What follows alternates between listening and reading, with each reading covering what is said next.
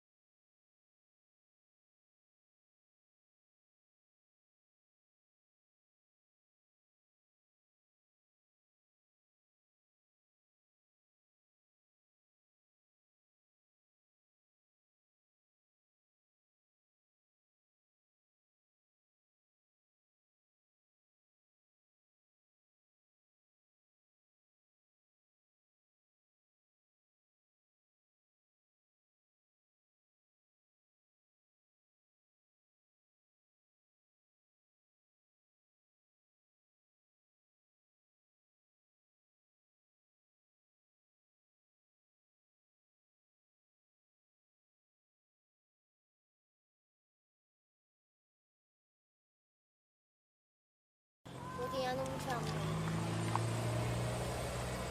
Yo sentía en el cuerpo el hambre.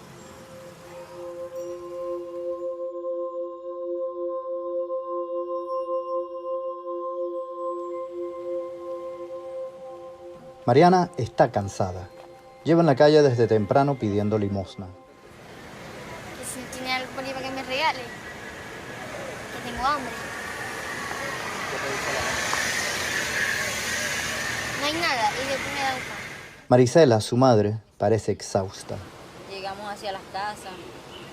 A veces que no encuentro nada, a veces me recogen música de la basura. Esta es una imagen habitual en muchos pueblos y ciudades. Niños y adultos que buscan entre la basura algo que comer. Los alimentos aquí se volvieron un bien de lujo para muchos venezolanos, especialmente para quienes viven en los suburbios, donde con frecuencia escasean los bienes de primera necesidad, y cuando no, son demasiado caros. Los niños son los más vulnerables.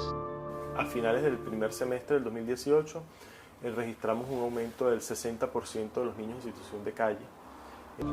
Seguimos un grupo de niños de la calle en Caracas. En la calle te pasan muchas cosas, te ven los policías, te pegan, nos insultan, nos dicen, nos dicen, vayan a pedirle al presidente. En mi casa había más o menos comida, no alcanzaba, nosotros éramos muchos. Viene nada más mi hermana, mis 2 hermanas, yo y mis otros 2 hermanos, y mamá. Y más nadie. ¿Mi papá? No, mi papá está muerto. Sin importar la clase socioeconómica, la crisis ha cambiado la vida de todos en Venezuela. Para Reina, de 50 años, ha significado despedirse de su hijo, que dejó la universidad para ir a trabajar como albañil a Ecuador. Su casa está llena de electrodomésticos que no puede reparar y el costo de la despensa le representa ahora un reto. Estábamos acostumbrados que por lo menos un fin de semana, sábado y domingo, yo no cocinaba. Mi esposo traía comida de la calle o salíamos a comer para algún restaurante. Y ya no lo podemos hacer, porque si comemos en un restaurante no comemos una semana en la casa. Federico Pereney, periodista de 41 años, dejó su empleo en septiembre cuando al invitar a cenar a su novia el sueldo se le fue en una pizza. Para Corina, comprar comida no es un problema, pero ya no viaja y al igual que sus vecinos del lujoso oeste de Caracas, ha limitado su vida social por la creciente inseguridad. Podíamos salir a comer afuera. Ahora prácticamente todo se reduce a comprar comida y a poder pagar los sueldos de la gente que está pasando tanto trabajo alrededor de nosotros. Sus hijos se fueron de Venezuela, ambos empujados por la crisis.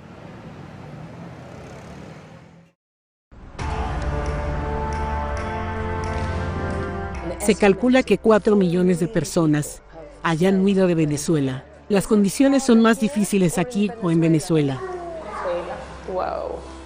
Aquello era un caos. La gente muere por falta de cosas básicas.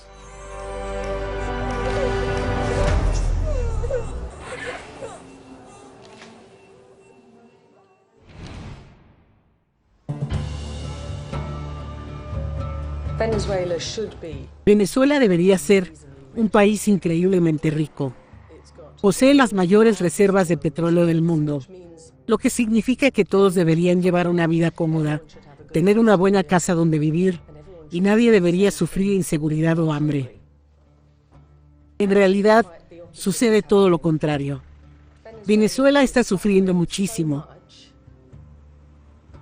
No por una guerra, sino por una mala gestión económica y social. Fue a finales de la década de 1990 cuando Hugo Chávez llegó al poder. Extremadamente de izquierda, pero también enormemente carismático. Era un campeón del pueblo, con estilo propio. En aquel momento, los precios del petróleo iban en aumento, y él invirtió miles de millones de dólares en programas de bienestar social. Y también subsidió la atención médica y la educación. No en balde lo adoraban, pero su estrategia era insostenible. Cuando murió en 2013, el sucesor que le habían encontrado, Nicolás Maduro, asumió el cargo. Y entonces las cosas empezaron a venirse abajo. Se produjo una caída enorme de los precios del petróleo. Y básicamente la economía comenzó a funcionar con el tanque vacío. Una inflación galopante. Una corrupción enorme, un gasto gubernamental desenfrenado. Y se generó una escasez masiva de alimentos y suministros médicos. Este país, que debería ser rico más allá de todo lo que podamos imaginarnos, tiene a gente que hurga en los contenedores de basura en busca de algo que llevarse a la boca. Una de las diferencias que notas nada más llegar es que del otro lado, en Colombia, el ambiente es absolutamente bullicioso, con negocios y gente que compra y vende. Y aquí, para empezar, todo parece mucho más deteriorado y mucho más tranquilo. Tienes que recordarte a ti misma que este es un país que debería ser rico. No es que haya un estante vacío. Hay filas enteras que están absolutamente vacías. El problema es que hay muy pocos ingredientes básicos. Por ejemplo, si quisiera hacer un pastel, no hay leche, ni huevos, ni harina, ni azúcar. Incluso los productos disponibles son extremadamente caros. Por ejemplo, esta crema tendría que trabajar 3 semanas para poder pagar su precio.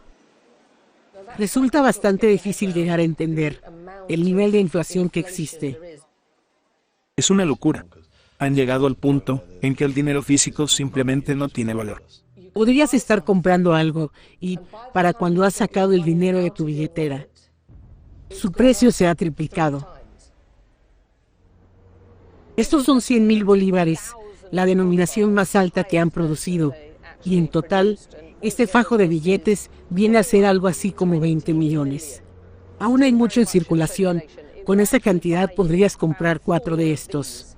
Así que, técnicamente, es más barato usar estos que este.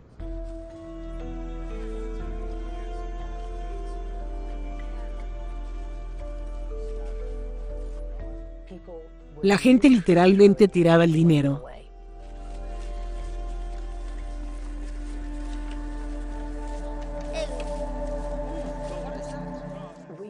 Conocimos a un niño que se llamaba Juan Diego.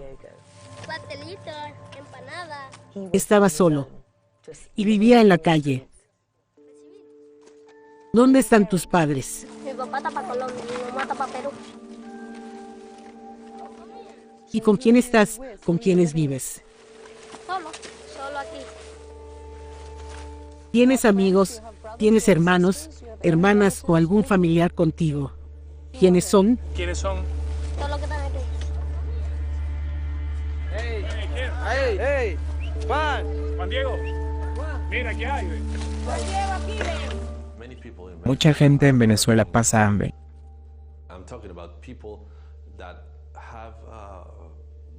Hablo de gente cuyo único modo de encontrar comida es buscando en la basura.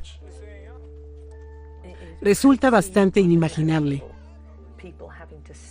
que la gente tenga que hurgar en la basura descompuesta y putrefacta, solo para sobrevivir.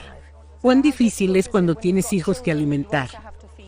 Tenemos que caminar tanto para poder alimentar a nuestros hijos. No hay comida que la gente pueda comprar.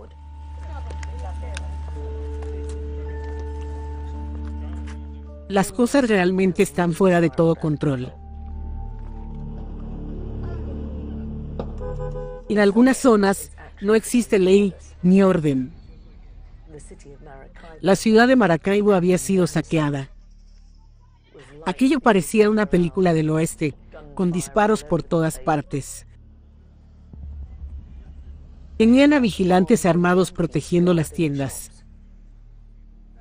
Han hecho mucho daño. Fuimos a un hotel.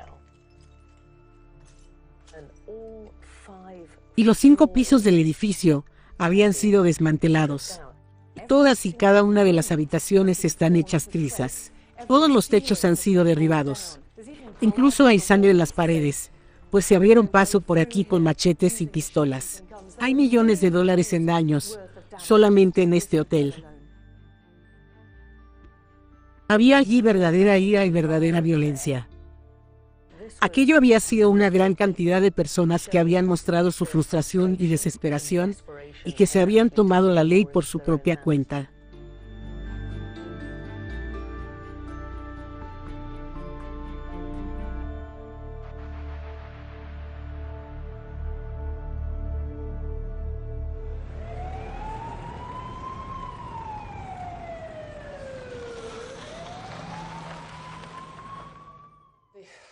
El hospital fue otra cosa.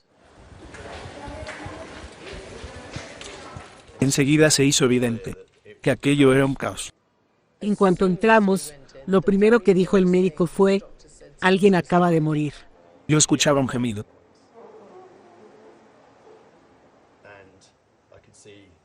Y pude ver a un joven inclinado y sollozando. Había sangre en el suelo. Le habían pasado por encima con la camilla. Aquello era bastante desagradable. La situación era realmente desesperada. Tiene la pierna sobre lo que parece una tabla de planchar.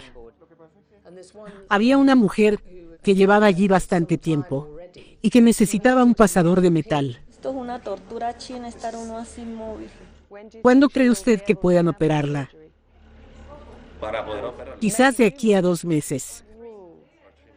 O 3 meses. El doctor lo que venía a decirnos era: bueno, va a tener que esperar bastante tiempo.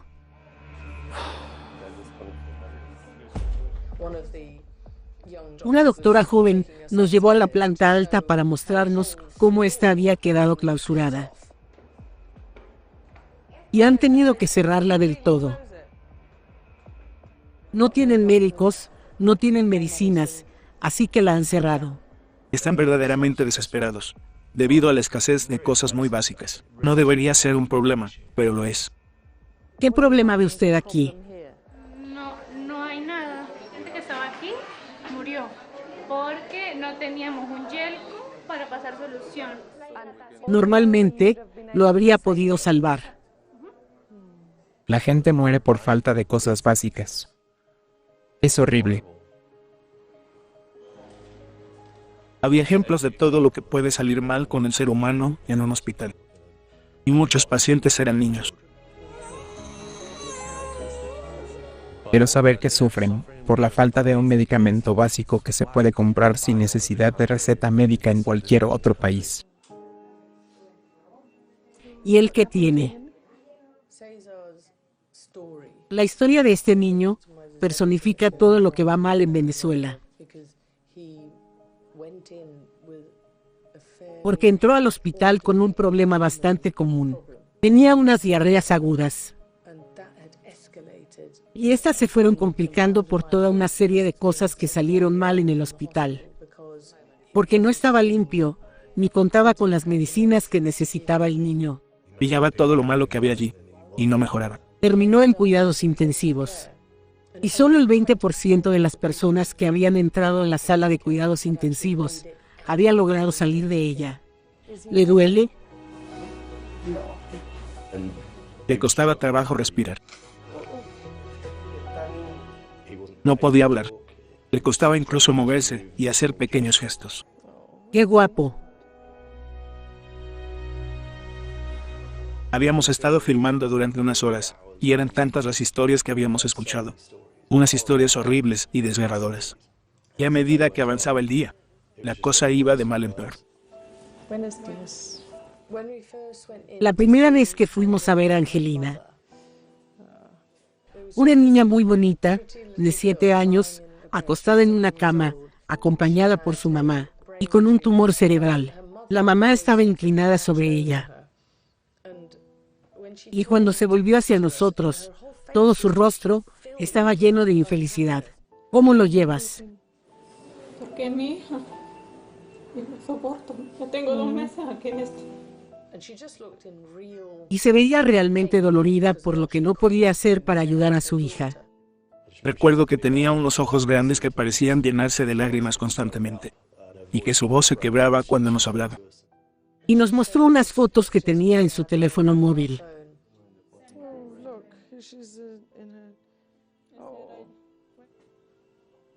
Que eran de apenas unos meses antes. Cuando miras fotos así, seguro que se te parte el corazón. Se me parte el corazón.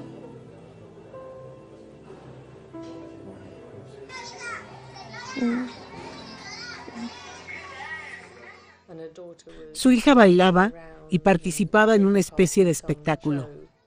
Se ve una niña tan feliz y saludable en la foto, pero ahora, tan solo unos meses después, no podía moverse. Se veía que no estaba bien.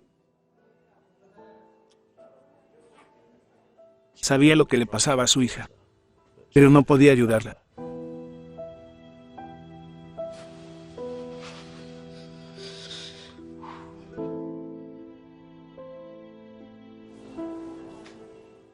Y todo esto se debió a que el hospital no podía ofrecerle ni radioterapia ni quimioterapia. Ningún lugar en Venezuela podía.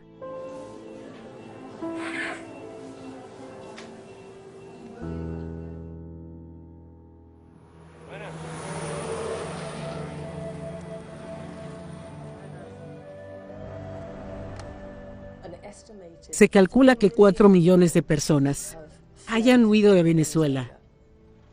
Cuando dijeron que había que ir a Venezuela para cubrir la crisis del éxodo migratorio y la gente que abandona el país, yo dije, tenemos que ir a la parte colombiana de la frontera. Debe ser difícil para ti ver a tus compatriotas pasar por todo esto.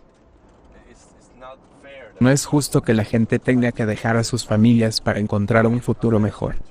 No porque quiera hacerlo, sino porque tiene que hacerlo, porque de lo contrario no podría sobrevivir. Se trata de personas desesperadas que obviamente sienten que no tienen otra opción. ¿Traidores por qué? Porque nos estamos muriendo de hambre, estamos buscando un bienestar para nuestra familia. Ya habían recorrido cientos y cientos de kilómetros y todavía les quedaban muchos más por recorrer. He notado que cojea y que va en sandalias. Ha hecho todo el camino andando con esas sandalias. Es difícil ver que la gente abandona su país por motivos que no son los correctos.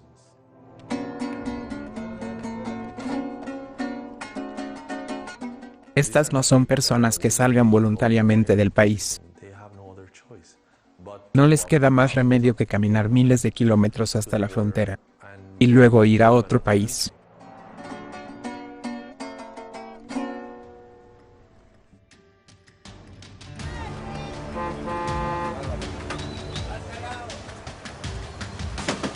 Decenas de miles de personas cruzan la frontera hacia Colombia todos los días. Era como si toda la ciudad se hubiera trasladado al punto fronterizo. El sol caía a plomo y la gente se apiñaba bajo los árboles o cualquier otra sombra. Había mucha gente sentada en las aceras. Maletas, niños. La mayoría parecía harta. Náutico. La gente llevaba días allí, durmiendo en la acera. ¿Cuánto tiempo llevas aquí? 8 días. Estás en una situación enormemente desesperada si huyes de tu país. La gente no necesariamente quiere hablar del tema. Tiene orgullo propio. Habíamos oído que algunas de estas personas recibían ayuda de una iglesia católica. Alimentaba a los 5,000 que había allí.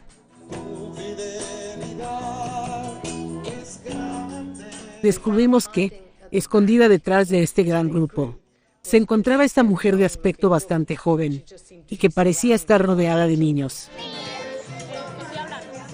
Todos sus hijos eran increíblemente pequeños.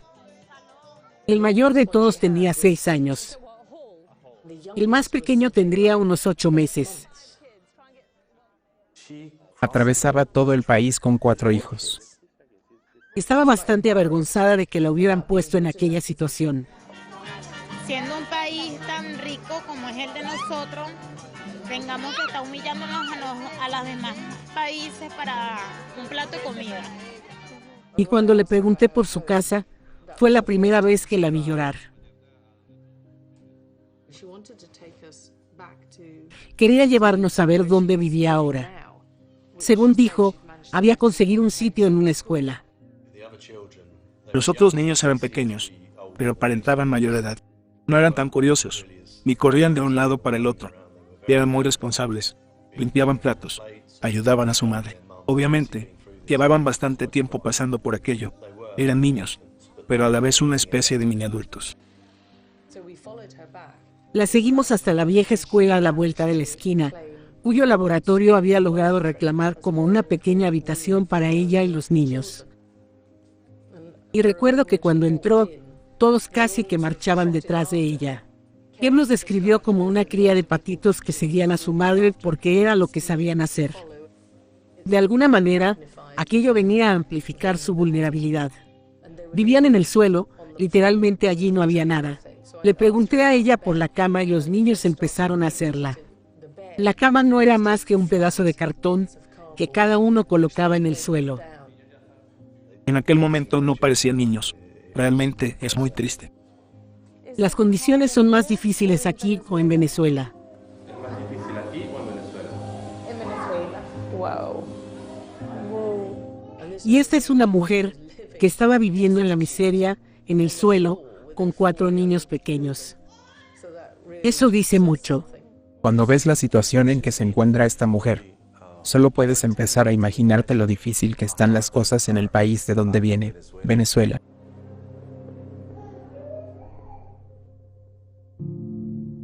Estas son personas desesperadas, se están yendo en unas cantidades tan grandes, que la situación va en camino de convertirse en una de las mayores crisis humanitarias, no solo en la región, sino quizás en el mundo.